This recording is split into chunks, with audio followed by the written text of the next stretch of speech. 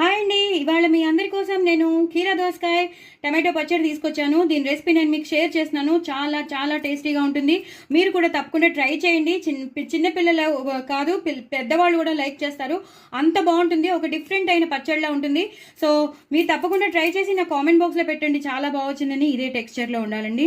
చక్కగా చపాతీలో నంచుకోవచ్చు, పూరిలో నంచుకోవచ్చు, దోశల్లోకి నంచుకోవచ్చు, idli, all tiffins.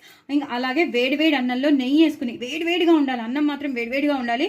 అలాగే నెయ్యి వేసుకుని ఒక 2 స్పూన్స్ నెయ్యి వేసేసుకుని కాంప్రమైజ్ అవ్వండి. అసలు అవ్వకండి, కాంప్రమైజ్ మాత్రం అవ్వద్దు. ఇవాళ ఏంటి నెయ్యి ఎక్కువ వేసుకోవాలని అనుకోవద్దు.